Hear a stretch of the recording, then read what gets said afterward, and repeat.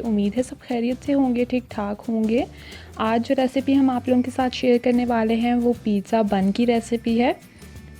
جس کے لیے سب سے پہلے میں نے یہاں پر 1 کپ نیم گرم پانی لیا ہے، جس میں سب سے پہلے تو 1 ٹی اسپون جو ہے چینی ڈالی ہے اور 1.5 ٹی اسپون اس میں ڈرائی ایسٹ ہے،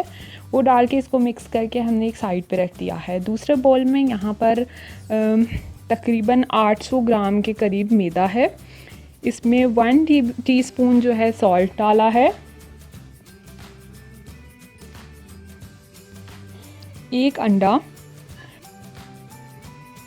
4 ٹیبل اسپون اس میں آئل ہے، اور اس کے بعد جو ہم نے نیم گرم پانی جس میں شوگر اور ایسٹ ملا کر ہم نے رکھی ہوئی تھی وہ ڈال کر اس کو ہم اچھے سے گوندھ لیں گے۔ گوندھتے ہوئے ہمیں جتنا پانی اور چاہیے ہوگا وہ بھی ہم لے لیں گے، اور وہ بھی ہم نے بالکل نیم گرم ہی لینا ہے، ٹھنڈا پانی نہیں لینا، اور اس کو تھوڑا تھوڑا ڈالتے ہوئے ہم اس کی ایک ڈو تیار کر لیں گے۔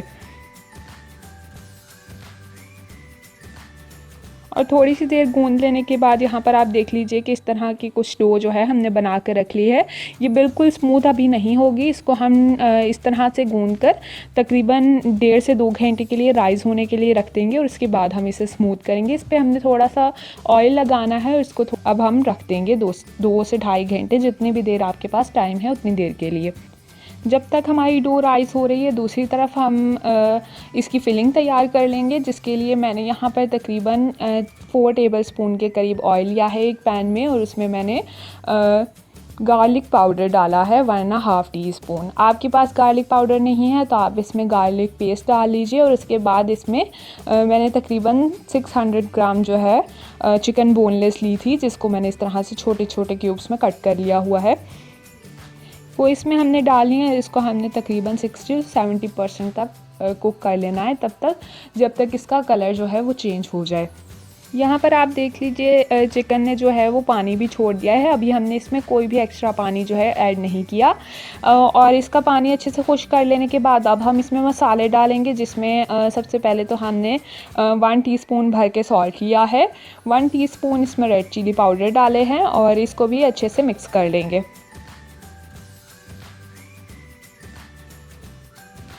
اچھے سے مکس کر لینے کے بعد یہاں پر میں نے 2.5 ٹیبل اسپون کے قریب جو ہے اس میں ٹومیٹو پیسٹ ڈالی ہے، بہت زیادہ ٹومیٹو پیسٹ بھی ہم نے اس میں نہیں کرنی ہے،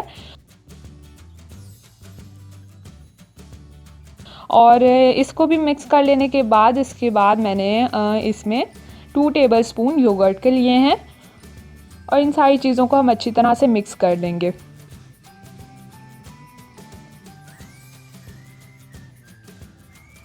اور اب جو اس میں ایکسیس واٹر ہے اس کو ڈرائی ہونے دیں گے، اور جب پانی جو ہے اس کا ڈرائی ہو جائے اب میں نے یہاں پر اس میں تھوڑا سا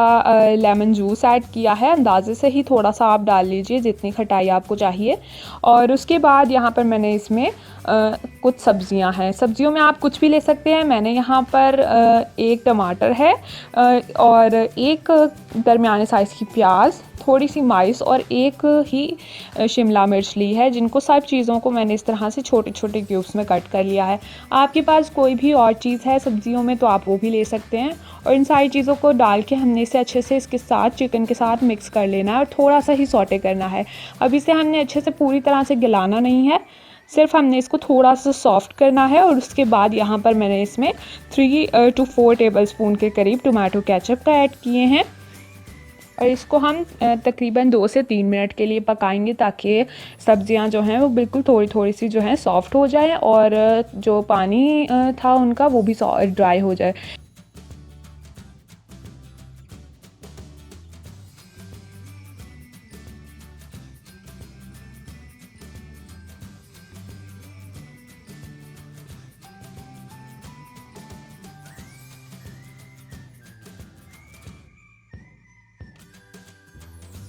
جب پانی بھی ڈرائی ہو جائے گا اور سبزیاں تھوڑی سی سافٹ ہو جائیں گی تب ہم نے اس کو الگ پلیٹ میں ٹرانسفر کر لیا ہے، اور اس کو ہم ٹھنڈا ہونے دیں گے۔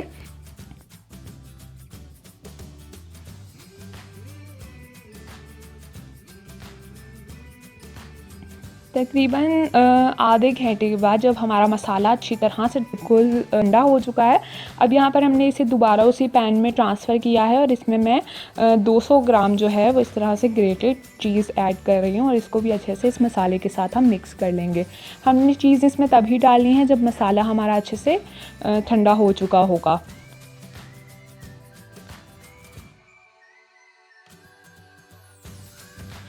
इसको मिक्स करके हम अच्छे से रख लेंगे। दूसरी तरफ डो जो है हमारी राइस हो गई है। इसको भी हम इस तरह से हाथों की हेल्प से थोड़ा थोड़ा सा मसलते हुए इसको थोड़ा सा सॉफ्ट करेंगे।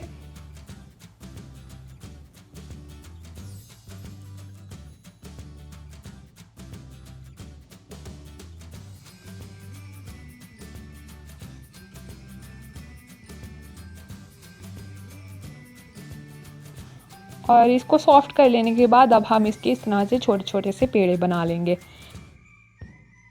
इस साइज़ के हमने पेड़े बनाए हैं, बहुत ज़्यादा बड़े भी नहीं हैं और बहुत ज़्यादा छोटे भी नहीं हैं। इसके बनाकर अब हम इसके सारे रखते जाएंगे।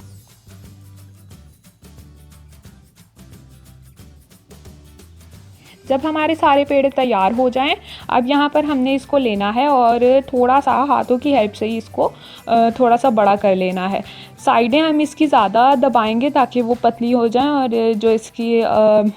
मिड जो पार्ट है वो इतना ज़्यादा पतला ना हो।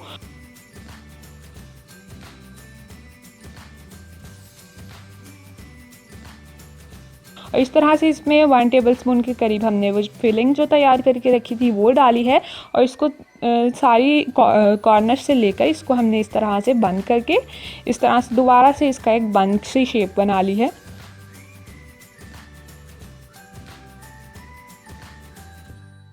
और यहाँ पर हमारा पहला बन जो है वो तैयार है। इसी तरह से हमने सारे तैयार कर लेने हैं।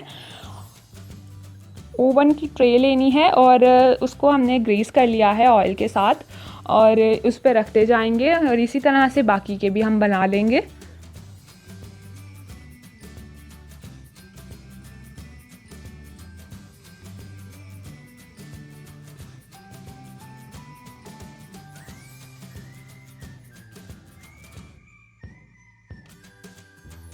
यहाँ पर आप देख लीजिए हमारे सारे बन जो हैं वो तैयार हो गए हैं। दूसरी तरफ मैंने यहाँ पर एक अंडा लिया है जिसको